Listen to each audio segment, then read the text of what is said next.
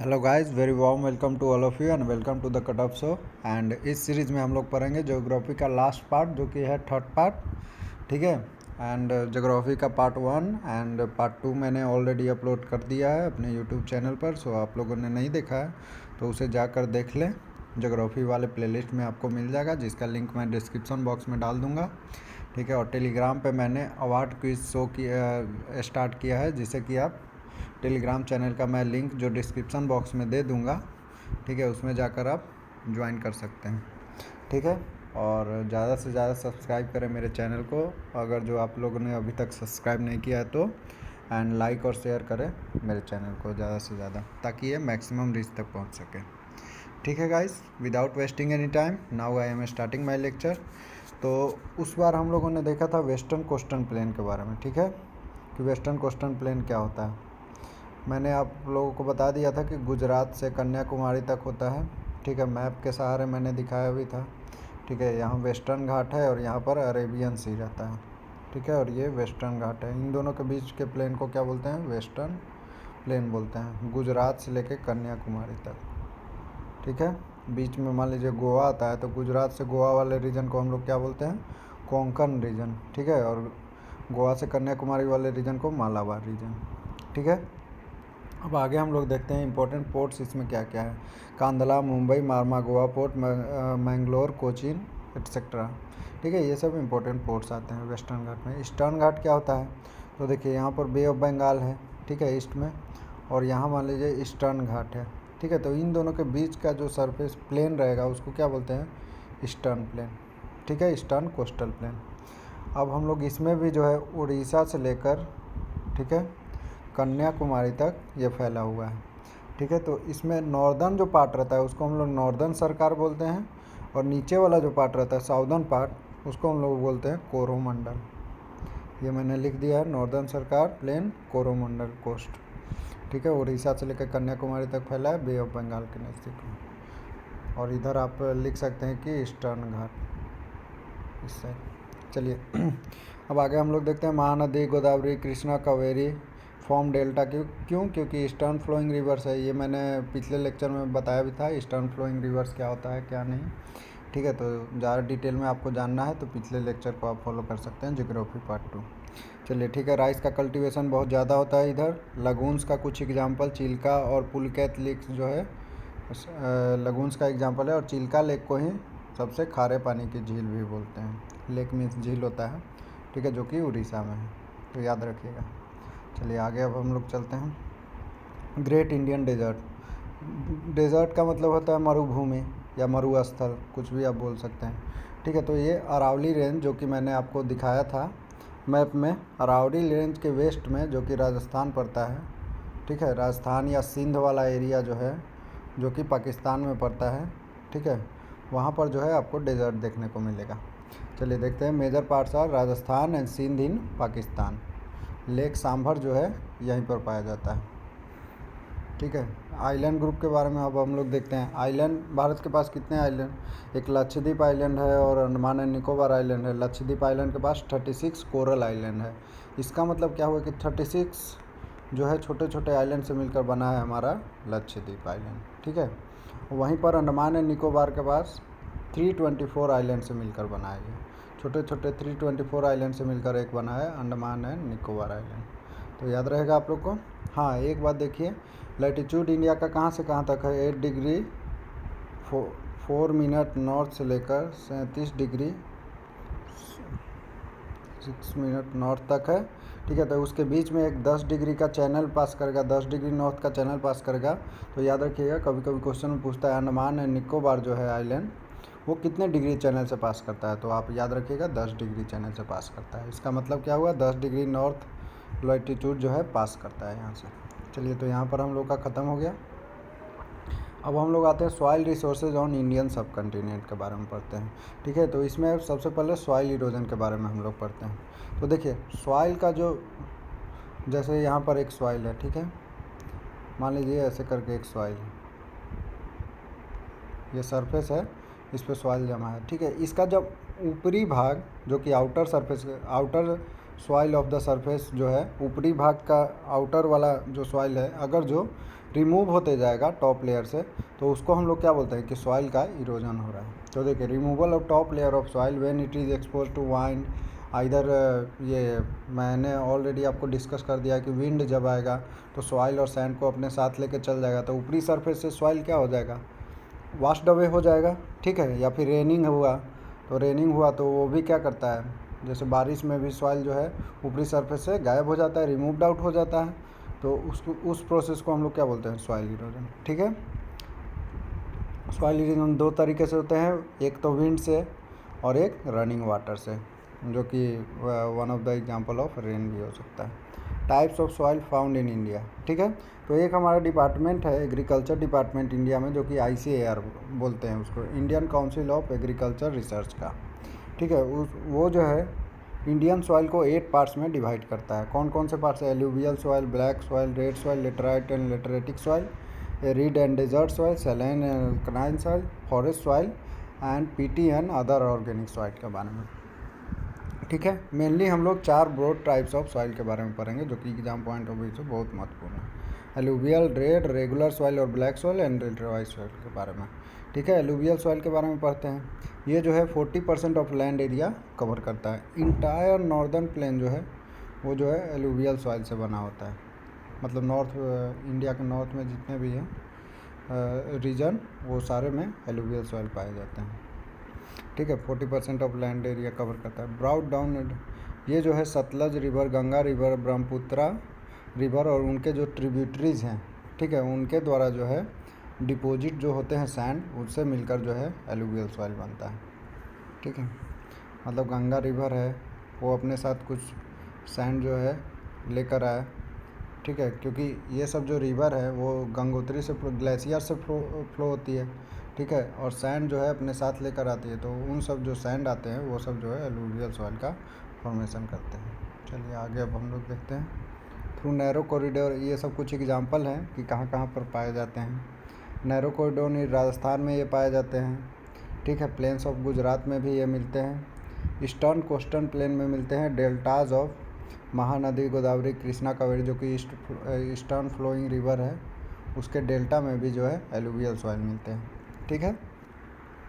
East coastal plane में भी मिलते हैं, ऑलरेडी मैंने मेंशन कर दिया क्या होता है east coastal plain, west coastal plain. Crops कौन कौन से यहाँ पर आप ग्रो कर सकते हैं, तो खरीफ क्रॉप, रबी क्रॉप क्या होता है, आगे आने वाले कुछ मिनटों में हम बताएंगे कि खरीफ क्रॉप और रबी क्रॉप क्या होता है, ठीक है। Kharif crop, rabi crop like cereals, cotton, soil seeds, sugar cane, ये सब आप ग्रो कर सकते हैं, ठीक है। यहाँ पर lower Ganga Brahmaputra valley for jute cultivation, और गंगा ब्रह्मपुत्रा वैली में हम लोग जूट का भी जो है कल्टीवेशन कर सकते हैं। रेगुलर और ब्लैक सॉइल के बारे में आप पढ़ते हैं, ठीक है। ये जो है वोल्केनिक, ऑलरेडी मैंने मेंशन कर दिया वोल्केनिक एरप्शन क्या होता है। वोल्केनिक एरप्शन के कारण क्या होता है क्या नहीं, मैं ऑलरेडी मेंशन कर चुका हूँ। लावा जो है अर्थ सरफेस के बाहर आता है, जिसके कारण कि क्या होता है, वोल्केनिक एरप्शन होता है, तो उसके कारण जो मिट्टी बनता है उसको हम लोग क्या बोलते हैं, ब्लैक सॉइल या फिर रेगुलर सॉइल, ठीक है। ये ब्लैक इन कलर होते हैं, ठीक है।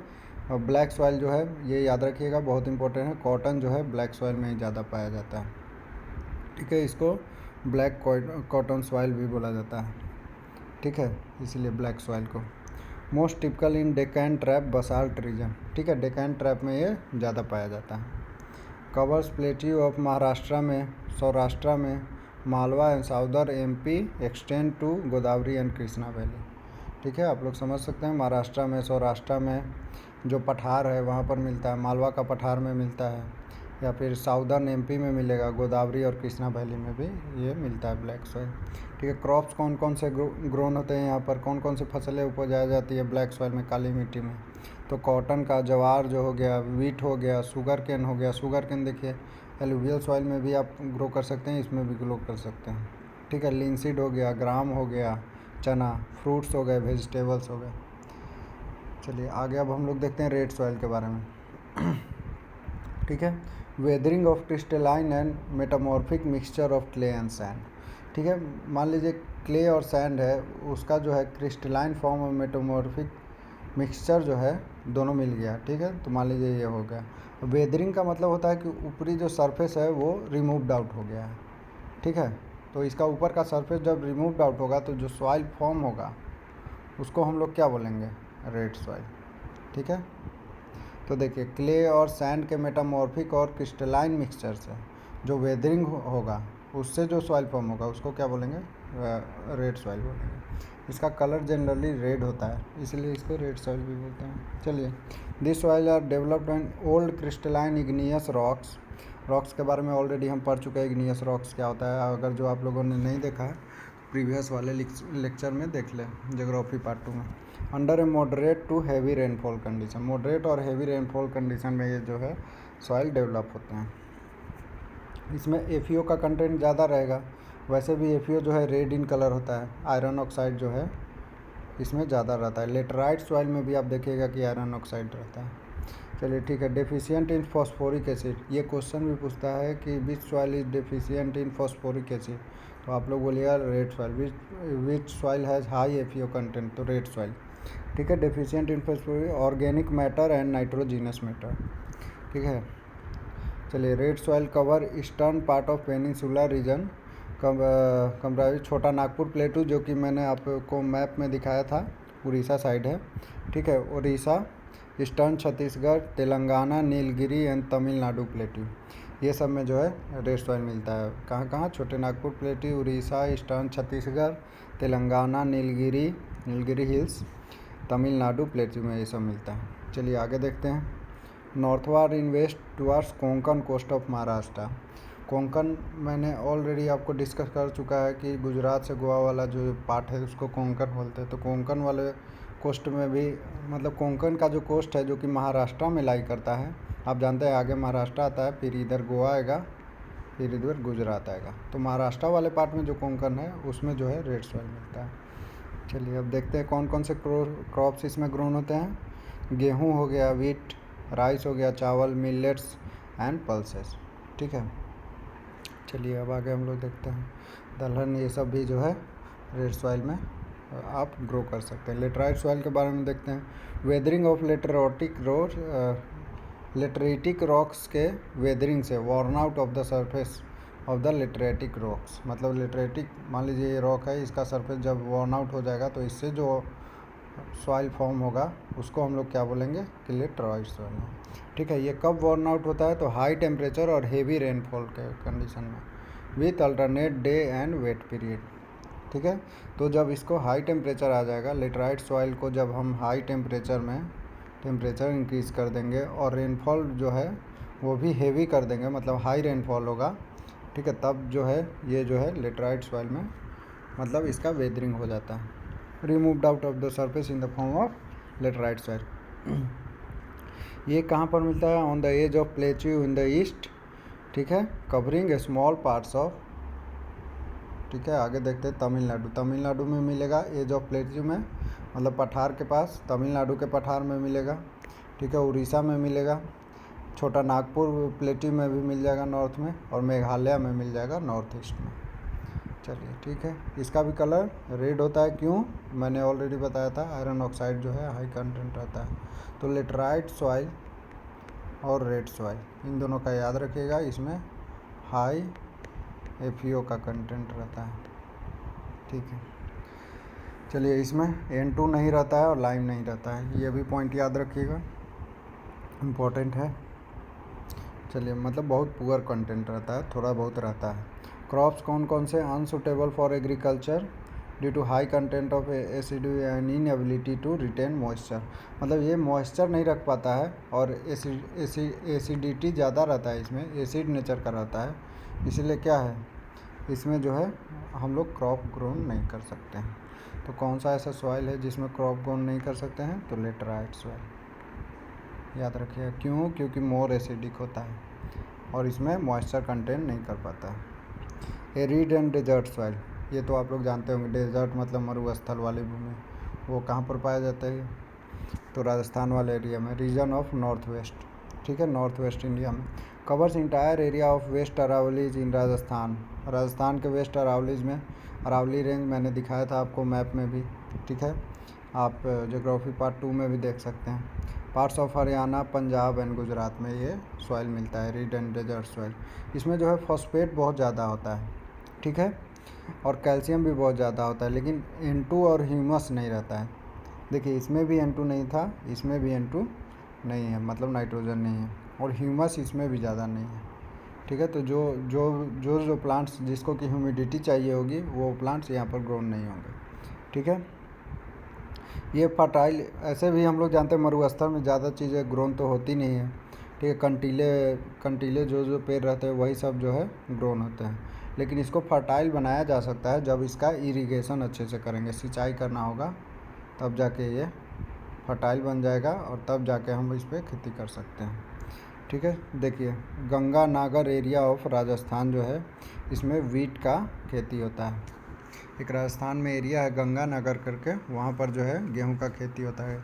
वीक बास्केट ऑफ राजस्थान के नाम से भी जाना जाता है, तो ये पॉइंट याद रखिएगा, Ganganagar area of Rajasthan is known as wheat basket of Rajasthan. अब एग्रीकल्चर के बारे में हम लोग देखते हैं। तो इसमें हम लोगों ने जाना कि कौन कौन से क्रॉप कौन कौन से सॉइल में और कैसे सॉइल का फॉर्मेशन होता है, किसमें कितना हाई कंटेंट रहता है एफीओ का, किसमें नहीं रहता है। अब आगे हम लोग देखते हैं एग्रीकल्चर के बारे में। तो देखिए 65 to 70% of population depends on it, agriculture पर। ठीक है, 45% ऑफ नेशनल इनकम हम लोग का एग्रीकल्चर से ही आता है। इसलिए आप लोग देखे भी होंगे कि जीडीपी में सबसे ज़्यादा योगदान जो है ग्रॉस डोमेस्टिक प्रोडक्ट में सबसे ज़्यादा योगदान कभी कभी एग्रीकल्चर का ही रहता है। ठीक है, कोरोना वाले में भी सब चीज़ जो है डाउन हो गया था, डिक्रीज़ हो गया था, लेकिन एग्रीकल्चर जो है जीडीपी में इंक्रीमेंट लाया था। चलिए ठीक है, आगे अब हम देखते हैं टाइप्स ऑफ एग्रीकल्चर कौन कौन सा होता है। सब्सिस्टेंस फार्मिंग, ठीक है, सब्सिस्टेंस फार्मिंग का मतलब ये है कि फार्मर उतना ही ग्रोन करेगी जितना कि उनको ज़रूरत है सर्वाइव करने के लिए। ठीक है, मतलब फार्मर और उसके फैमिली के लिए जितना ज़रूरत है उतना ही लैंड वो कल्टीवेट करेंगे, ये मार्केट में नहीं बेचेंगे, तो उसको क्या बोलेंगे, सब्सिस्टेंस फार्मिंग। आप पढ़ सकते हैं, grow enough food to survive only, produce is consumed by farmer land is family only. ठीक है, मार्केट में सेल नहीं। मिक्स्ड फार्मिंग क्या होता है, एग्रीकल्चर और पास्चरल फार्मिंग दोनों का जो मिक्सचर होता है, मतलब हम लोग धान और गेहूं का भी खेती कर रहे हैं और प्लस में गाय भैंस भी रख रहे हैं। ठीक है, तो उसको क्या बोलेंगे कि मिक्स फार्मिंग कर रहा है। ठीक है, अब देखते हैं शिफ्टिंग कल्टीवेशन क्या होता है। प्लॉट ऑफ मतलब कुछ साल के लिए जो है कुछ लैंड को हम लोग कल्टीवेट करते हैं और फिर जो है कुछ समय के लिए उसको छोड़ देते हैं। डिजर्टेड मतलब ऐसे ही पड़ती ज़मीन के लिए छोड़ देते हैं। मतलब मान लीजिए एक साल मैंने इस पे गेहूँ उगाया और आधा साल के लिए फिर छोड़ दिया, तो वैसे कल्टीवेशन को क्या बोलेंगे, शिफ्टिंग कल्टीवेशन। इसी को स्लैश एंड बर्न कहा जाता है मेथड ऑफ फार्मिंग। ठीक है, in north east part of India, तो ये याद रखिएगा point, slash and burn in northern part of India is called as shifting cultivation. अब हम लोग देखते हैं एक्सटेंसिव फार्मिंग। एक्सटेंसिव फार्मिंग में क्या होता है, जो खेती करता है उसके पास limited amount of labour and capital होता है ऑन रिलेटिवली लार्ज एरिया। ठीक है, मतलब एरिया उसका बड़ा है, ठीक है, लेकिन इसके पास जो है लेबर जो है लिमिटेड है। ठीक है, तो यहाँ पर हम लोग क्या करेंगे, लेबर अब है नहीं यहाँ पर, तो क्या करेंगे हम लोग, मशीन का यूज़ ज़्यादा करेंगे, तो मशीन का यूज़ जो है इंक्रीज़ हो जाएगा यहाँ पर। ठीक है, तो वही यहाँ पर लिखा होगा agriculture is done with the help of machine. तो यहाँ पर क्या होगा, पॉपुलेशन लो होगा लेकिन लार्ज एरिया होगा। ठीक है, पॉपुलेशन क्या है, लो है, तभी तो लेबर यहाँ पर नहीं मिल रहा है। ठीक है, लेकिन एरिया क्या है, लार्ज है, तो वैसे फार्मिंग को क्या बोलेंगे, एक्सटेंसिव फार्मिंग। और वहीं इंटेंसिव फार्मिंग किसको बोलते हैं, uses large amount of labour और एरिया रहता है लेकिन स्मॉल एरिया है, सॉरी एरिया जो है इसमें स्मॉल है और लेबर जो है, ठीक है, बहुत ज़्यादा है। ठीक है, तो हम लोग क्या करेंगे, मशीन का यूज़ नहीं करेंगे। मशीन क्यों यूज करते हैं, ताकि हमारे पास लेबर जब कम है तब हम लोग मशीन यूज करते हैं, लेकिन अब सिंस लेबर बहुत ज़्यादा है तो हम लोग क्या करेंगे, मैनुअल लेबर के ही हिसाब से हम लोग काम चला लेंगे, तो यहाँ पर मशीन का यूज़ जो है कम हो जाता है। तो इसको क्या बोलेंगे, लार्ज पॉपुलेशन एंड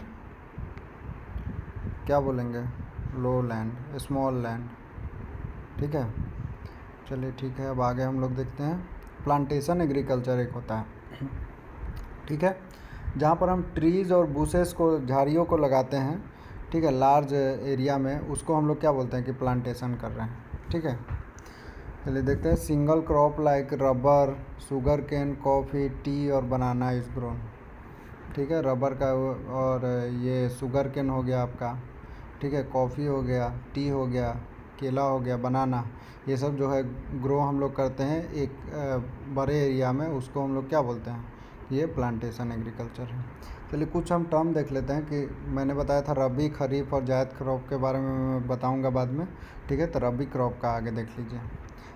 देखिए इसमें बहुत बच्चों को कन्फ्यूजन रहता है, मतलब याद करने में प्रॉब्लम होता है। तो RABI रबी, RAINY रेनी होता है। तो यहाँ पर कर दीजिए आफ्टर रेनी। आफ्टर रेनी जो आएगा वो कौन सा आएगा क्रॉप, रबी क्रॉप, ठीक है।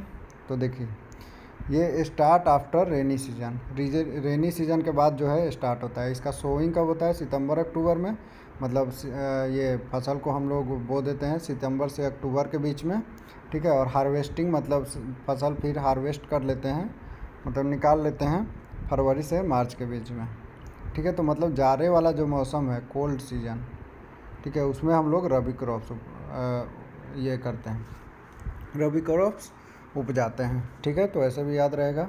कूलर एंड ड्रायर देन खरीफ।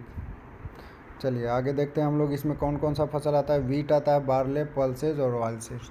तो याद रखिएगा गेहूं हमेशा कौन से सीज़न में होता है, आपका कोल्ड सीजन में होता है, ठीक है, शीत वाले सीजन में, ठीक है। ऑयल सीड्स, बारले और पल्सेज, इसका एग्जांपल याद रखना बहुत ज़रूरी है, क्योंकि एग्ज़ाम में डायरेक्ट पूछते हैं कि wheat is a rabi crop और खरीफ क्रॉप। चलिए खरीफ क्रॉप देते हैं। ऑन सेट्स इन मानसून इन जून जुलाई। ये गर्मी वाले जो सीज़न है, ठीक है, मतलब जून से जुलाई में, ठीक है, उस समय क्या है हम लोग खरीफ क्रॉप मतलब उगाते हैं, मतलब रेनी सीजन से पहले वाले। सोइंग जो करते हैं रेनी सीजन में करते हैं, ठीक है। और इसका हार्वेस्टिंग जो है सितंबर अक्टूबर में करते हैं। देखिए सितंबर अक्टूबर से तो इसका सोइंग करते हैं, तो सितंबर अक्टूबर तक इसको क्या है हार्वेस्ट कर देते हैं खरीफ क्रॉप को, ठीक है। और स्टार्ट कब करते हैं, जब रेनी सीजन आता है। तो आप लोग मूवी भी देखे होंगे कि रेनी सीजन आ गया तो ये लोग क्या करने लगते हैं, धान जो है बोना स्टार्ट कर देते हैं, ठीक है। तो राइस जो है इसका एक ये आ जाएगा, एग्जाम्पल आ जाएगा खरीफ क्रॉप का। मेज जो आ जाएगा, मिलेट्स आ जाएगा, ग्राउंड नट्स आ जाएगा, कॉटन आ जाएगा, जूट आ जाएगा। कॉटन और जूट भी जो है खरीफ क्रॉप का एग्जाम्पल है, याद रखिएगा, अक्सर पूछा जाता है एग्जाम्पल। जायद क्रॉप क्या है, समर सीजन में एंड रिमेन टिल अप्रैल मई और जून में। समर सीजन में स्टार्ट होगा और अप्रैल मई जून तक ये चलेगा। वेजिटेबल और फ्रूट जो है हम लोग जायद क्रॉप्स में ही लेते हैं, ठीक है। तो एग्जाम्पल इसका बहुत ज़रूरी है जो कि आप याद रखिएगा। चलिए ठीक है। ग्रीन रिवॉल्यूशन के बारे में अब हम लोग देखते हैं कि ग्रीन रिवॉल्यूशन क्या था। तो क्या हुआ था कि पहले जो है अनाज की प्रोडक्टिविटी को बढ़ाने के लिए, ठीक है, मतलब अनाज जो हमारा है ज़्यादा रहना चाहिए, ठीक है, इंक्रीज करने के लिए क्या किया गया था 1960 में कि हम लोग जो है इंट्रोड्यूस किया था high yielding varieties of rice, wheat and fertiliser machine और इरिगेशन सिस्टम का जो यूज किए थे, उसी को हम लोग क्या बोलते हैं कि ग्रीन रिवोल्यूशन आ गया, ठीक है। मतलब अनाज को बढ़ाने के लिए जो हम लोग फर्टिलाइज़र्स, मशीन, इरिगेशन ये सब टेक्निक लाए थे, ठीक है। तो ताकि जो है हमारा राइस और वीट ये सब जो है, ठीक है, हाई यील्डिंग वेराइटीज दे, मतलब ज़्यादा हो कम ज़मीन पर ज़्यादा हो राइस और वीट। इसके लिए जो हम लोग फर्टिलाइज़र मशीन और इरिगेशन सिस्टम लाए थे, तो उस टाइप के रिवोल्यूशन को हम लोग क्या बोलते हैं, ग्रीन रिवोल्यूशन। चलिए अब आगे हम लोग देखते हैं। इससे क्या हुआ कि सेल्फ सफिशिएंट हो गया फार्मर, ठीक है, फूड प्रोडक्शन क्या है बढ़ जाएगा, ठीक है। सेल्फ रिलायंट हो गया, आत्मनिर्भर हो गया, ठीक है, फार्मर जो है आत्मनिर्भर हो गया। Lot of investment and beneficial for rich farmers only. लेकिन एक इसका ये खामी भी था कि इसमें जो है अब सिंस आप मशीन लाएंगे तो मशीन का कॉस्ट क्या रहता है, ज़्यादा रहता है। तो जो रिच पर्सन रहेंगे वही तो अफोर्ड कर पाएंगे मशीन के कॉस्ट को। तो इसका एक खामी भी था कि रिच फार्मर्स के लिए ये जो है लॉट ऑफ इन्वेस्टमेंट और बेनिफिशियल था, ठीक है। जो रिच है वो तो चलिए इन्वेस्टमेंट कर सकते हैं और उन्हीं के लिए बेनिफिशियल भी रहेगा, लेकिन स्मॉल फार्मर्स जो हैं, जो कि पुअर फार्मर्स हैं, उनके लिए तो सही नहीं रहेगा। अब हम लोग देखते हैं land use pattern in India, ठीक है। तो आप लोग समझ गए ग्रीन रिवॉल्यूशन का क्या फ़ायदा है, क्या घाटा है। लैंड यूज पैटर्न देखते हैं। जियोग्राफिकल इंडिया ऑलरेडी आप लोग जानते हैं एरिया कितना है इंडिया का, 32.88 करोड़ हेक्टेयर्स में, इसने हेक्टेयर्स में दिया है, मैंने बताया था 3.28 मिलियन स्क्वायर किलोमीटर, ठीक है, पहले इन्होंने हेक्टेयर में कन्वर्ट कर दिया है।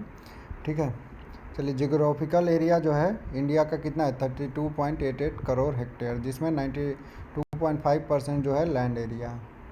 देखते हैं इसमें कल्टीवेटेड लैंड 43% आता है 43.41, फॉरेस्ट जो है 22.5% आता है, वेस्ट लैंड जो है 6.29। अभी जो है फॉरेस्ट एरिया और कम हो गया हो क्योंकि बहुत सारे इंडस्ट्री वगैरह लगे हैं, ये जो है रिसेंट डेटा है। चलिए वेस्ट लैंड जो है 6%, कल्टीवेटेड लैंड 4 कल्टीवेबल लैंड 4.41% है बस। फॉलो लैंड मतलब पड़ती ज़मीन जो है 10%, तो हम लोग की पड़ती ज़मीन रह जाती है जिस पर कोई फसल कोई कुछ नहीं उगाते हैं हम लोग। पास्चर और मेडियस जो है 3% रह गए हैं। नॉन एग्रीकल्चरल एरिया जो है 6% है। ठीक है, तो यहाँ पर आप देख सकते हैं कल्टीवेटेड वेस्ट लैंड जो है 4.4% है। कल्टीवेटेड लैंड जो है 43% ही है ओनली हम लोग का। ठीक है, मतलब जितना लैंड एरिया है उसका मात्र 43% पे हम लोग जो है खेती कल्टीवेट करते हैं। और अभी तो खैर और ज़्यादा कंपनीज़ वगैरह बढ़ी हैं तो कल्टीवेटेड लैंड और कम हो गया होगा। चलिए ठीक है, एनुअल रेनफॉल कितना है इंडिया का, तो 109 सेंटीमीटर। ठीक है, अब सरफेस ऑफ इरिगेशन कौन कौन सा है। इरिगेशन सिंचाई के लिए हम लोग क्या क्या यूज करते हैं, तो वेल्स एंड ट्यूबवेल्स यूज करते हैं। 46% ऑफ टोटल इरिगेशन जो है हम लोग कुएँ से यूज करते हैं, कुआँ हो गया या ट्यूबवेल्स हो गया। कैनाल से कितने परसेंट, तो 39%, टैंक्स वगैरह से 8% और अदर सोर्सेज में 7% है। ठीक है, आगे अब हम लोग देखते हैं, आगे देखते हैं वैली ऑफ सौरो और वैली ऑफ प्लेंटी। दामोदर को ही बोला जाता है, आप लोग को याद होगा। लेकिन दामोदर पर क्या है प्रोजेक्ट हम लोग का चल रहा था जिसको कि बोलते हैं दामोदर वैली प्रोजेक्ट DVP, इसके बारे में हम लोग देखेंगे। अब हम लोग मल्टीपर्पज़ प्रोजेक्ट्स इन इंडिया के बारे में देखेंगे। मल्टीपर्पज़ प्रोजेक्ट्स का मतलब क्या कि ऐसा प्रोजेक्ट जिसको कि हम लोग इलेक्ट्रिसिटी में भी यूज कर सकते हैं, हाइड्रो इलेक्ट्रिसिटी, इरिगेशन में भी, सॉइल कंजर्वेशन में भी यूज कर सकते हैं, उन सबको क्या बोलते हैं कि मल्टीपर्पज़ प्रोजेक्ट है। तो देखिए सबसे पहले भाखड़ा नांगल प्रोजेक्ट आता है जिसको कि सतलज रिवर पर बनाया गया था। याद रखिएगा ये बहुत इंपॉर्टेंट है, भाखड़ा नांगल, और किस रिवर से ये एसोसिएटेड है, तो सतलज रिवर से। ठीक है, हाईएस्ट डैम इन एशिया है, एशिया में सबसे ऊंचा डैम जो है भाखड़ा नांगल प्रोजेक्ट डैम ही है। ठीक है, 518 मीटर लॉन्ग है और 226 मीटर इसका हाइट है। चलिए ठीक, अब आगे हम लोग देखते हैं इसको किस लिए यूज करते हैं। Irrigation, hydro electricity, soil erosion के लिए। नेम ऑफ पावर हाउसेस क्या क्या है, तो भाखड़ा, गढ़वाल, नांगल एंड कोटा। तो ये सब कुछ पॉइंट्स है जो कि आप लोग को याद रखना है। दामोदर वैली प्रोजेक्ट हो गया, ये दामोदर ऑलरेडी मैंने बताया दामोदर रिवर को क्या बोलते हैं, वैली ऑफ सौरो।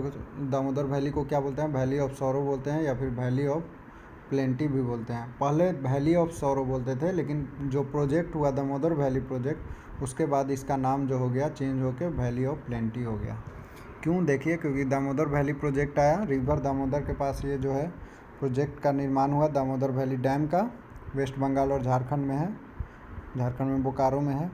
ठीक है, तो वैली ऑफ सौरो था क्योंकि पहले जो है इसके कारण बहुत सारे बाढ़ वगैरह आ जाते थे। लेकिन वैली ऑफ प्लेंटी कब बना, मतलब खुशहाल की वैली कब बना, जब ये डैम बना तो इससे इरिगेशन होने लगा, hydro and thermal power plant start हुए, नेविगेशन सिस्टम आने लगा, फ्लड कंट्रोल भी रोका गया।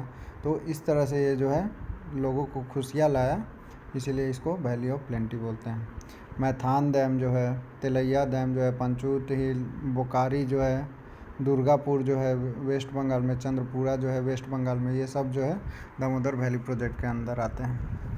हीराकुंड डैम के बारे में पढ़ते हैं। हीराकुंड डैम महानदी जो है उड़ीसा में, ठीक है, 4800 मीटर लॉन्ग में ये फैला हुआ है। तो याद रखिएगा नदी के किनारे कौन सा डैम है, तो हीराकुंड डैम। इरिगेशन के लिए, हाइडल पावर के लिए, नेविगेशन के लिए ये यूज होता है। हीराकुंड और चिपलीमा में जो है ये जो है पावर हाउस है इसका है। चलिए अब आगे देखते हैं तुंगा बोधिया डैम। ठीक है, ये जो है महाबलीपुरम में है। ठीक है, इसको इरिगेशन के लिए और हाइड्रो इलेक्ट्रिसिटी के लिए यूज करते हैं। इसका पावर प्लांट है मालापुरम में, हम्पी में है या फिर लेफ्ट साइड ऑफ मालापुरम में है। चलिए आगे देखते हैं रिहंड रिवर। रिहंड रिवर पर जो डैम है उसका नाम भी क्या है, रिहंड डैम। तो आप लोग को याद करने में बहुत आसानी होगा। रिहन रिवर पर हाइड्रो इलेक्ट्रिसिटी के लिए हम लोग इसका प्रोडक्शन करते हैं। पिंपरी छिंदवाड़ा में जो है, पिंपरी में जो है, महाराष्ट्र में एक जगह है पिंपरी, वहीं पर जो है ये रिहन डैम मिलता है। चलिए आगे अब हम लोग देखते हैं ट्रांसपोर्ट सिस्टम इन इंडिया के बारे में अब हम लोग पढ़ते हैं। ठीक है, हम लोग जानते हैं रोड नेटवर्क इन एरिया कितना है, 41 लाख किलोमीटर। ये जो है रिसेंट डेटा है, 2011 के अप्रोक्स सेंसस वाला होगा डेटा।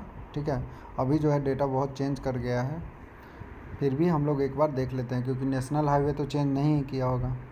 ठीक है, पहला नेशनल हाईवे या फिर सबसे लंबा नेशनल हाईवे ये सब चेंज नहीं होगा। ठीक है, तो अभी हम लोग देखते हैं transport system in India. Road network कितना कवर करता है, 41 lakh kilometre, one of the largest in the world. ठीक है, नेशनल हाईवे इसमें कितना है, 70,934।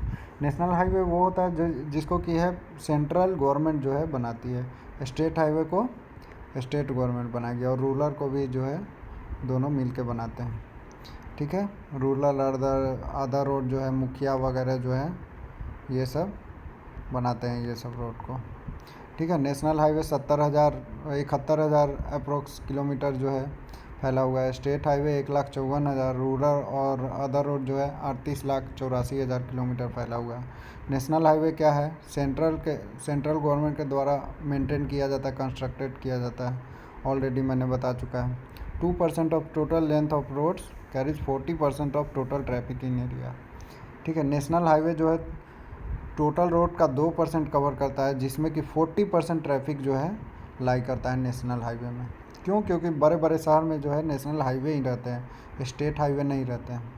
ठीक है, और बड़े बड़े शहरों में भीड़ भी तो ज़्यादा रहती है, जैसे दिल्ली में देखिए आए दिनों जो है बहुत ज़्यादा क्राउड रहती है। ठीक है, तो 40% क्राउड जो है 2% ऑफ नेशनल हाईवे में ही पाया जाता है। जितना नेशनल हाईवे है उसका 2% कर दीजिए। ठीक है, जैसे 70,000 है, उसका 2% कितना हो जाएगा, ये हो जाएगा आपका 1400 किलोमीटर। ठीक है, 1400 किलोमीटर एरिया में 40% ऑफ क्राउड जो है मिलता है। चलिए ठीक है, ये एक डेटा है जिसके द्वारा आप समझ सकते हैं कि कितने क्राउड रहते हैं हमारे नेशनल हाईवे में। NHDP का फुल फॉर्म क्या होता है, नेशनल हाईवे डेवलपमेंट प्रोग्राम, याद रखिएगा। BOT का फुल फॉर्म क्या होता है, बिल्ड ऑपरेट एंड ट्रांसफ़र। ये सब कुछ फुल फॉर्म है जो याद करना ज़रूरी है। 2005 से 12 के बीच programme of 4/6 lane of 12,109 kilometre का 4 लेन और 6 लेन बनाया गया था। ठीक है, 2005 से 12 के बीच में। SARD PNE इसका फुल फॉर्म क्या होता है, special accelerated road development programme for north east. तो ये भी याद रखिएगा। ये देखिए 2001 का सेंसस बोलता है कि 219 हमारे पास नेशनल हाईवे है। नेशनल हाईवे 1 का नाम याद रखिएगा, जो कि दिल्ली, अम्बाला, अमृतसर, इंडो पाक से होते हुए जो है गुजरता है। कितना टोटल इसका लंबाई है, 546 किलोमीटर। तो ये याद रखिएगा, दिल्ली, अम्बाला, अमृतसर से होते हुए इंडो पाक में गुजरता है। तो दिल्ली से लेके इंडो पाक तक जो नेशनल हाईवे गुजरता है वो हमारा है NH1। ठीक है, इसका लंबाई कितना है, 546 किलोमीटर, 550 किलोमीटर आप याद रख सकते हैं। चलिए आगे अब हम लोग देखते हैं लार्जेस्ट नेशनल हाईवे। ऐसे तो बहुत सारे नेशनल हाईवे, 219 तो नाम याद रखना ज़रूरी नहीं है, लेकिन कुछ इंपॉर्टेंट है जो कि लार्जेस्ट वाला और पहला वाला हम लोग को याद रहना चाहिए। लार्जेस्ट नेशनल हाईवे 7 में है। ठीक है, इसका लंबाई देखिए कितना है, लगभग 5 गुना है। ठीक है, वो 550 किलोमीटर था, इसका लगभग 4 गुना तो है ही, 2200 किलोमीटर से ज़्यादा ही है। ठीक है, नेशनल हाईवे 7 ये वाराणसी से होते हुए कन्याकुमारी तक जाती है। सोचिए, ऊपरी भाग वाराणसी है यूपी में। ठीक है, कन्याकुमारी जो है लोएस्ट पॉइंट है इंडिया का, तो वहाँ से वाराणसी से लेकर कन्याकुमारी तक जाती है। कौन से रास्ता से, जबलपुर, नागपुर, हैदराबाद, बेंगलोर, मदुरई से होते हुए कन्याकुमारी तक जाती है। इसका लंबाई कितना है, almost 2400 kilometre, 2369 kilometre. State highway जो है स्टेट गवर्नमेंट बनाती है। महाराष्ट्र के पास maximum length of metal road है। तो कुछ रोड जो होते हैं मेटल रोड होते हैं, ठीक है, कुछ जो है अनपेव्ड रोड होते हैं। ठीक है, रोड को 2 पार्ट में डिवाइड किया गया है, एक मेटल और एक अनपेव्ड। ठीक है, एक पक्का रास्ता है, एक कच्चा रास्ता है। तो मेटल रोड जो है महाराष्ट्र के पास सबसे ज़्यादा है। महाराष्ट्र इतना ये प्रोग्रेस स्टेट भी है, तो उसी के पास रहेगा। ठीक है, 2,71,684 किलोमीटर। अनपेव्ड रोड जो है इसके पास 90,000 किलोमीटर है। तो ये याद रखिएगा, महाराष्ट्र के पास सबसे ज़्यादा लेंथ ऑफ मेटल रोड है। और बिहार के पास मेटल रोड कितना है, 32,998 किलोमीटर। अनपेव्ड रोड कितना है, मतलब बिना पटरी बिछा के जो रोड है, ठीक है, 55,354 किलोमीटर। ठीक है, उड़ीसा के पास जो है maximum length of unpaved road कितना है, 1,75,794 किलोमीटर। ठीक है, अनपेव्ड रोड में सबसे ज़्यादा जो है उड़ीसा के पास है। वेस्ट बंगाल के पास मैक्सिमम रोड डेंसिटी है, मतलब रोड पर भीड़ जो है बहुत ज़्यादा रहती है वेस्ट बंगाल में, याद रखिएगा। रोड्स ऑन बॉर्डर्स बाई, हाँ, बॉर्डर का जो रोड है वो ब्रो बनाती है। ब्रो का मतलब क्या हो गया, जैसे आप रिसेंट पढ़े भी होंगे कि उत्तराखंड में जो ब्रो ने है रोड बनाया है, ठीक है, तो उसका मतलब क्या होगा, ब्रो का full form border road organisation. ठीक है, प्रोजेक्ट दंतक जो है भूटान में, ये भी जो है ब्रो नहीं बनवाया है। चलिए अब आगे हम लोग देखते हैं। अब हम लोग रेल ट्रांसपोर्ट के बारे में पढ़ते हैं। ये जो है 1853 में बिगिन हुआ था, ये मैंने हिस्ट्री के लेक्चर में बताया भी था। मुंबई से लेकर थाने के बीच में, मुंबई से थाने की दूरी क्या है, 34 किलोमीटर, ऑलमोस्ट आधे घंटे लगती है बाई ट्रेन। ठीक है, अब आगे हम लोग देखते हैं। इंडियन रेलवे नेटवर्क जो है सेकेंड लार्जेस्ट जो है एशिया में है और फोर्थ है इन द वर्ल्ड, अभी लेटेस्ट के डेटा के अनुसार। ठीक है, कितना किलोमीटर है, तो 68,525 किलोमीटर में जो है इंडियन रेलवे नेटवर्क फैला हुआ है। और यूएसए का सबसे ज़्यादा है जो कि 2.5 लाख किलोमीटर है। तो याद रखिएगा, यूएसए का सबसे ज़्यादा, फिर चाइना, फिर रसिया, फिर इंडिया। ठीक है, सेकेंड लार्जेस्ट है एशिया में, मतलब चाइना के बाद हम ही लोग आते हैं। ठीक है, पॉपुलेशन में भी चाइना के बाद आते हैं और सेकेंड लार्जेस्ट इन एशिया भी आते हैं। और सबसे ज़्यादा किस में, यूएसए, देन चाइना, देन रसिया, देन इंडिया। तो याद रखिएगा। अब हम लोग देखते हैं इंडियन रेलवे बोर्ड का गठन कब हुआ, तो 1905 में हुआ था, याद रखिएगा। नेशनलाइज कब हुआ, 1950 में, मतलब ये रेलवे आया था 1853 में अंग्रेज़ों के समय। इंडियन रेल बोर्ड का गठन हो गया 1905 में और नेशनलाइज हुआ 1950 में। 1950 में ही गणतंत्र दिवस भी मनाया गया था पहला बार, 26 जनवरी को। तो इसे आपको याद रखने में आसानी होगा। अब देखिए 3 टाइप्स ऑफ रेल लाइंस होते हैं जनरली। ठीक है, एक ब्रॉड लाइन, मीटर गेज और नैरो गेज लाइन। ठीक है, तो ब्रॉड लाइन जो है 84% कंट्रीब्यूशन देते हैं, 11.22% कंट्रीब्यूशन देते हैं मीटर गेज, और नैरो गेज जो है 3.97 कंट्रीब्यूशन देते हैं। ये 2010 के डेटा के अनुसार है। ठीक है, 18 जोन है टोटल रेलवे में। ठीक है, आप लोग जानते ही होंगे रेलवे में टोटल कितने जोन है, 18 जोन है।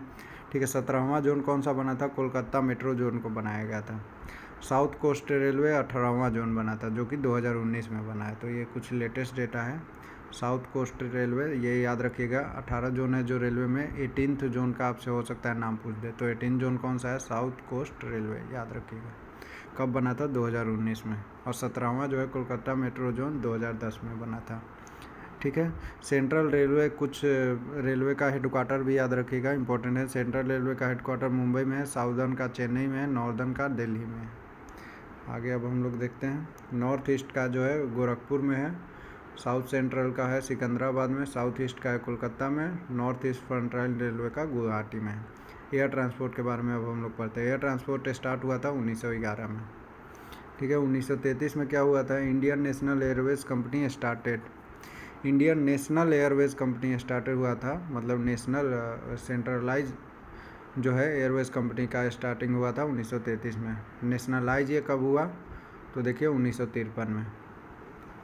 ठीक है, तो उस समय इसका नाम था इंडियन एयरलाइंस।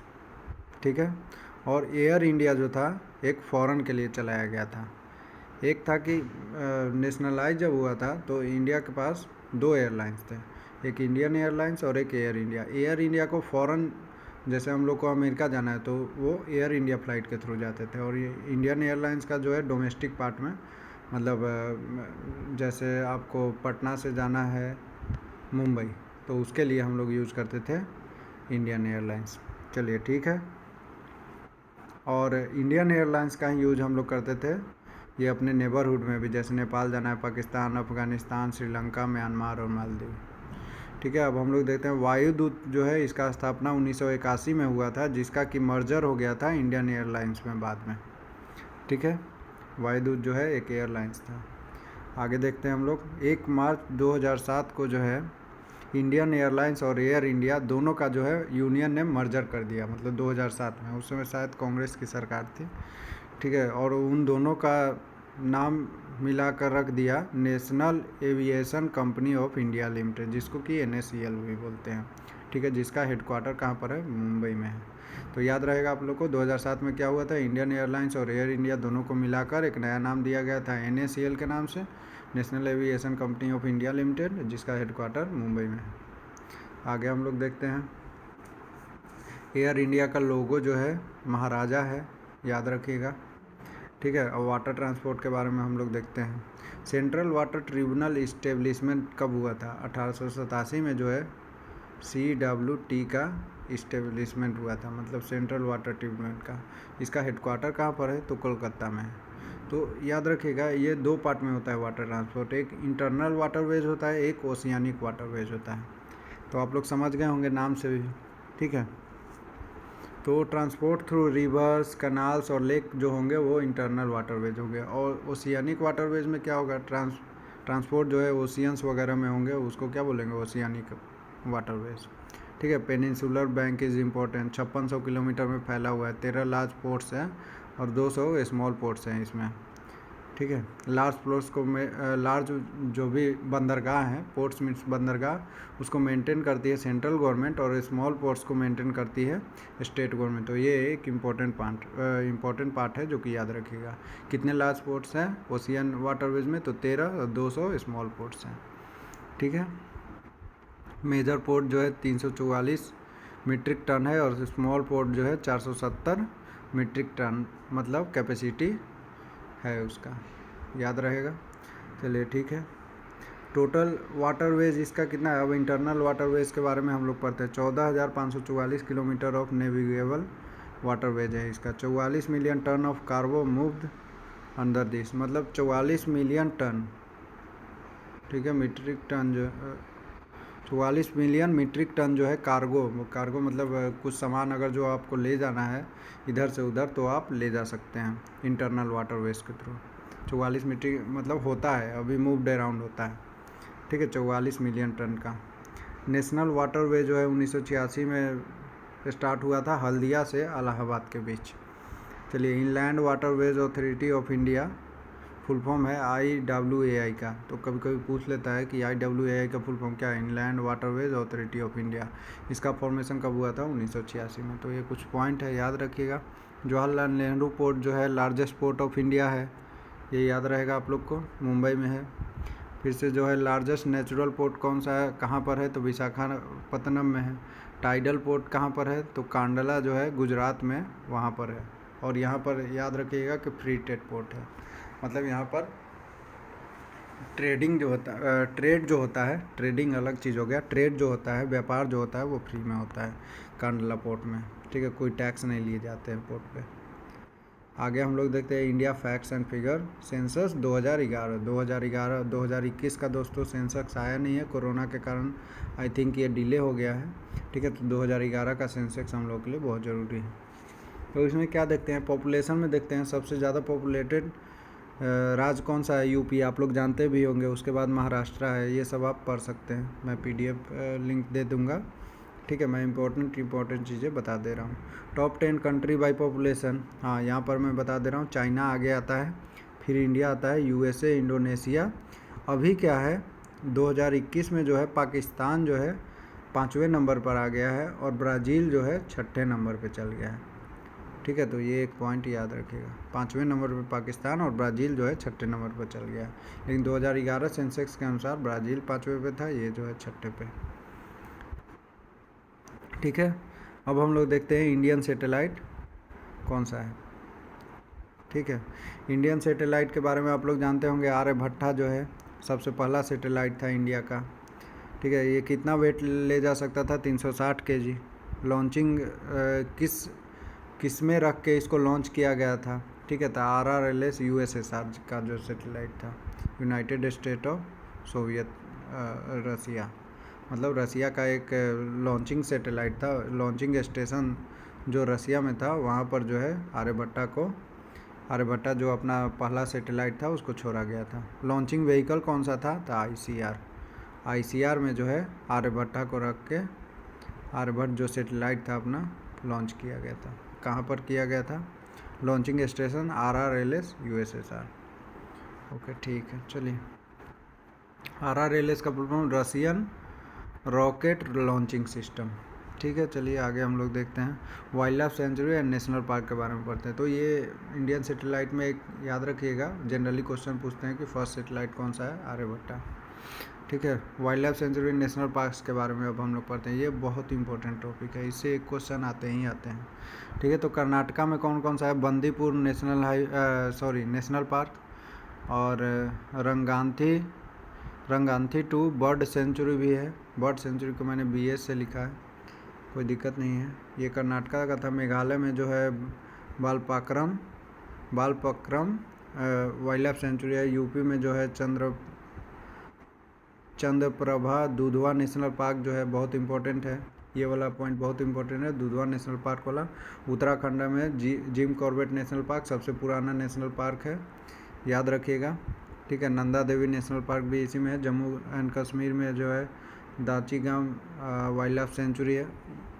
अभी क्या है, जम्मू कश्मीर को जो है कश्मीर और लद्दाख में जो है डिवाइड कर दिया गया है। तो इन दोनों के में कौन कौन से नेशनल पार्क आएंगे वो मैं आपको अगले लेक्चर में दे दूंगा। ठीक है, नेक्स्ट आने वाले लेक्चर में किसी में डाल दूंगा, किसी लेक्चर के साथ। राजस्थान में जो है घाना जो है बर्ड सेंचुरी है। रणथंभौर नेशनल पार्क है, इम्पोर्टेंट है। रणथंभौर नेशनल पार्क कहाँ पर है? राजस्थान में। गुजरात में गिर नेशनल पार्क है। ठीक है, जो इम्पोर्टेंट है। और गिर नेशनल पार्क एशियाटिक लायन के लिए फेमस है, ये भी याद रखिएगा। जो इम्पोर्टेंट है मैं बता दे रहा हूँ, बाकी आप लोग को सब पढ़ना है। जलतपुरा नेशनल पार्क जो है इम्पोर्टेंट है वेस्ट बंगाल के लिए। बक्सा नेशनल पार्क भी जो है इम्पोर्टेंट है। सुंदरवन नेशनल पार्क जो कि टाइगर के लिए फेमस है, ये भी इम्पोर्टेंट है, जो कि वेस्ट बंगाल में पड़ता है। MP का Kanha national park, Satpura national park, Shivneri national park और संजय नेशनल पार्क। एक संजय नेशनल पार्क है और एक संजय गांधी नेशनल पार्क है। तो संजय नेशनल पार्क जो है MP में पड़ेगा और संजय गांधी जो है महाराष्ट्र में पड़ेगा, याद रखिएगा। वन विहार नेशनल पार्क भी MP में ही है, मध्य प्रदेश में। असम का काजीरंगा फेमस है, किसके लिए? वन हॉर्न राइनोसोर के लिए, लकड़बग्घा के लिए, एक सींग वाला लकड़बग्घा के लिए फेमस है। मानस नेशनल पार्क भी असम में है। तमिलनाडु में कौन सा फेमस है? मधुमलाई नेशनल पार्क बहुत फेमस है। इंदिरा गांधी नेशनल पार्क जो है तमिलनाडु में ही है। ठीक है, आंध्र प्रदेश में हम लोग देखते हैं कि Rajiv Gandhi national park famous है। ठीक है, बाकी हम लोग पेरियार नेशनल पार्क जो है केरला का फेमस है। बिहार में तो वाल्मीकि नेशनल पार्क है जो कि वेस्ट चंपारण में आता है। ठीक है, महाराष्ट्र का देखिए संजय गांधी नेशनल पार्क और नवेगांव नेशनल पार्क दोनों फेमस है। त्रिपुरा में बिसोन नेशनल पार्क आता है। चलिए, कोरबा प्रोजेक्ट जो है छत्तीसगढ़ का है, जो कि थर्मल पावर प्लांट है, याद रखिएगा। एक थर्मल पावर प्लांट जो है कोरबा थर्मल पावर प्लांट कहाँ पर पड़ता है? छत्तीसगढ़ में। तारापुर में भी एक थर्मल पावर प्लांट है, जो कि कहाँ पर पड़ता है? महाराष्ट्र में। ठीक है, रिवर साइड सिटी मतलब कौन से रिवर के किनारे बसा हुआ है, इसके बारे में हम देखते हैं। इलाहाबाद जो है गंगा जमुना सरस्वती का संगम है, आप लोग जानते होंगे। गंगा जमुना सरस्वती का संगम कहाँ पर है? इलाहाबाद। और ये एक बात याद रखिएगा, इलाहाबाद का ही नाम बदल के प्रयागराज कर दिया गया है। ठीक है, तो अब पूछेगा कि प्रयागराज के किनारे कौन कौन से नदियाँ हैं, तो आप क्या बोलिएगा? गंगा यमुना सरस्वती। कोलकाता हुगली नदी के किनारे बसा है। पटना गंगा, कटक महानदी, उड़ीसा है तो महानदी होगा ही। ठीक है, लखनऊ गोमती, JSR जमशेदपुर, सुवर्णरेखा नदी। ठीक है, JSR का मतलब जमशेदपुर। हरिद्वार जो है गंगा नदी। दिल्ली यमुना, सूरत ताप्ती, कानपुर गंगा, श्रीनगर झेलम। आप एक बार रीडिंग डाल लीजिएगा, मैं PDF प्रोवाइड कर दूंगा। कराची इंदस, लुधियाना सतलज, फिरोजपुर भी जो है सतलज नदी के किनारे बसा है। विजयवाड़ा कृष्णा नदी। संघाई जो है यांगसे कियांग रिवर के किनारे। नानकिंग भी जो है यांगसे कियांग रिवर के किनारे, जहाँ पर बहुत बड़ा हत्याकांड हुआ था जापान के द्वारा। चांगकिंग भी जो है यांगसे कियोंग नदी के किनारे बसा है। बगदाद जो है टिग्रिस, पेरिस, सीन। ठीक है, आगे हम लोग देखते हैं। लंदन का पूछता है जनरली कि लंदन किस नदी के किनारे, तो थेम्स नदी। वाराणसी गंगा आप लोग जानते हैं। लाहौर जो है रवि नदी के किनारे। नासिक जो है गोदावरी। न्यूयॉर्क जो है Hudson. Khartoum Nile, Cairo Nile. तो ऑलमोस्ट मैंने सारा सिलेबस कवर कर दिया है, लेकिन अभी जो है कुछ इम्पोर्टेंट पार्ट है जो कि रिमेंबर करने के लिए, वो भी मैं आपको बता दे रहा हूँ एक बार। 7 वंडर्स ऑफ वर्ल्ड कौन कौन से हैं, ठीक है। तो ताजमहल जो हो गया आगरा का, Great Wall of China, the pink ruins of Petra Jordan, statue of Christ the Redeemer in Rio de Janeiro जो कि ब्राज़ील में है, Indian ruins of Machu Picchu जो कि पेरू में है, the ancient Mayan city of Chichen Itza जो कि मैक्सिको में है, और द कोलिजियम ऑफ रोम जो कि इटली में है, ठीक है। तो याद कर लीजिएगा। अब कुछ जो है उपाधियां हैं, इपिथेट्स जो कि दिए गए हैं, जैसे ब्लू माउंटेन किसको कहा जाता है, नीलगिरी हिल्स जो कि इंडिया में है, city of sky scraper New York USA को बोला जाता है। क्यों बोला जाता है, क्योंकि वहाँ पर जो बिल्डिंग आप देखिएगा बहुत ऊंचे ऊंचे रहते हैं, ठीक है। एक मूवी भी बनी थी स्काई स्क्रैपर करके। तो आपको जितनी भी ऊंची बिल्डिंग मिलेगी वो कहाँ पर जनरली मिलती हैं, न्यूयॉर्क में, तो इसीलिए इसको सिटी ऑफ स्काई स्क्रैपर भी बोला जाता है। सिटी ऑफ 7 हिल्स रोम को बोला जाता है जो कि इटली में है। ड्रीमिंग एस्पायर्स को ऑक्सफोर्ड को बोला जाता है जो कि इंग्लैंड में है, ऑक्सफोर्ड यूनिवर्सिटी, ठीक है। City of golden gate San Francisco USA को बोला जाता है, ऑक्सफोर्ड करके सिटी है एक इंग्लैंड में, जिसको कि बोला जाता है सिटी ऑफ ड्रीमिंग एस्पायर्स, याद रखिएगा। कॉकपिट ऑफ यूरोप, ठीक है, किसको बोला जाता है, बेल्जियम को बोला जाता है। चाइना का सौरो, ठीक है, हुआंगो रिवर को बोला जाता है चाइना का सौरो, मैंने ऑलरेडी बताया। डार्क कंटिनेंट कौन सा है, अफ्रीका। इटर्नल सिटी कौन सा है, रोम, ठीक है। फॉरबिडन सिटी कौन सा है, Lhasa. And gate of tears कौन सा है। तो ये सब जो कुछ पॉइंट है, बाब एल मंदाद को बोलते हैं जेरूसलम में जो है। तो ये सब कुछ पॉइंट है जो कि आप लोग देख लीजिएगा एक बार, ठीक है। आगे हम लोग देख सकते हैं आइलैंड कंटिनेंट, ऑस्ट्रेलिया को बोलते हैं। आइलैंड ऑफ क्लोब्स किसको बोला जाता है, मदागास्कर को बोला जाता है। आइलैंड ऑफ पर्ल्स किसको, बहरीन को बोला जाता है, ठीक है। Land of golden fleece Australia. Pearl of Antilles Cuba को बोला जाता है। पिंक सिटी जयपुर को बोला जाता है, याद रखिएगा। राइजिंग सन का देश किसको बोला जाता है, उगते सूरज का देश जापान। और मिडनाइट सन का देश किसको बोला जाता है, नॉर्वे। मैंने पिछले लेक्चर में भी ज्योग्राफी पार्ट 1 में पढ़ाया था। वाइट एलिफेंट कहाँ पर पाया जाता है, थाईलैंड में। तो लैंड ऑफ वाइट एलिफेंट कहाँ पर मिलेगा, थाईलैंड में, ठीक है। स्टॉकहोम को वेनाइस ऑफ नॉर्थ बोला जाता है, ठीक है, क्योंकि यहीं से जो है व्यापार जनरली करते हैं। मैरीटाइम सिटी है ये स्टॉकहोम, ठीक है। वांगो रिवर जो है येलो कलर का होता है, इसीलिए इसको येलो रिवर भी बोलते हैं। और शुगर बॉल ऑफ वर्ल्ड किसको बोला जाता है, ठीक है, क्यूबा को। ये भी एक इम्पॉर्टेंट पॉइंट है, याद रखिएगा, ठीक है दोस्तों। अब आगे हम लोग लास्ट पेज में देखते हैं इम्पॉर्टेंट बाउंड्री लाइंस, ठीक है। कुछ लाइंस जो है जो कि इम्पोर्टेंट है, जैसे पाकिस्तान और अफ़गानिस्तान को विभाजित करने वाली लाइन, मतलब दोनों को जो है डिवाइड करता है। पाकिस्तान इस साइड है, अफ़गानिस्तान इस साइड है, तो ये लाइन को क्या बोलेंगे, डूरंड लाइन, ठीक है। जर्मनी और पोलैंड को कौन सी लाइन डिवाइड करती है, Hindenburg line. 49th parallel USA और कनाडा को। 38th parallel North America South Korea और नॉर्थ कोरिया को। मैकमोहन लाइन इंडिया और तिब्बत या चाइना को। मैगिनॉट लाइन फ्रांस और जर्मनी को। Oder Neisse line Germany and Poland को। रेडक्लिफ लाइन इंडिया और पाकिस्तान को, याद रखिएगा, ठीक है। 17th पैरेलल इंडिया और पाकिस्तान को। ये जो है पाकिस्तान क्लेम करता है कि 17th पैरेलल लाइन जो है इंडिया और पाकिस्तान को डिवाइड करता है, लेकिन इंडिया क्या क्लेम करता है, रेडक्लिफ लाइन जो है डिवाइड करता है इंडिया और पाकिस्तान को। एक आता है टर्म कुछ है अरोरा ऑस्ट्रिच, ठीक है। Light phenomena by southern hemisphere में जो लाइट का फेनोमेना होता है, आप लोग स्काई जब देखिएगा नाइट में, ठीक है, तो स्काई जब देखिएगा तो वहाँ पर बहुत सारी बिजली जैसे लगता है, जैसे ये लाइट का फेनोमेना जो होता है, ठीक है, बिजली हमेशा आते रहेगा, लाइट बहुत ज़्यादा आता है, तो उसको हम लोग क्या बोलते हैं, अरोरा ऑस्ट्रेलिज। और अरोरा बोरियालिस किसको बोलते हैं, नॉर्दर्न हेमिस्फेयर में वही जब देखिएगा लाइट का फेनोमेना नाइट में, तो उसको क्या बोलेंगे, अरोरा बोरियालिस। चलिए, ये जो है कुछ मैप है, मैंने आपको बताया था, देखिए यहाँ पर छोटा नागपुर प्लेट्यू है,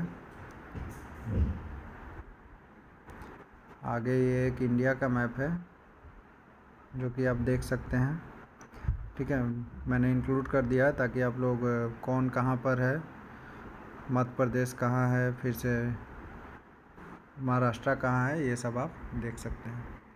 ठीक है दोस्तों, तो यहाँ पर मैं अपना लेक्चर ख़त्म करता हूँ और ये है कंप्लीट ज्योग्राफी का फुल वीडियो। और please like share and subscribe my channel और जुड़े रहें, आगे भी मैं आप लोग के लिए लेक्चर लाते रहूँगा। और ज़्यादा अपडेट के लिए आप मेरे चैनल को सब्सक्राइब करें और ज़्यादा से ज़्यादा सब्सक्राइब करें, शेयर और लाइक करना ना भूलें। चलिए ठीक है, थैंक यू एंड मिलते हैं अगले लेक्चर में, तब तक के लिए बाय बाय। चलिए ठीक है, थैंक यू।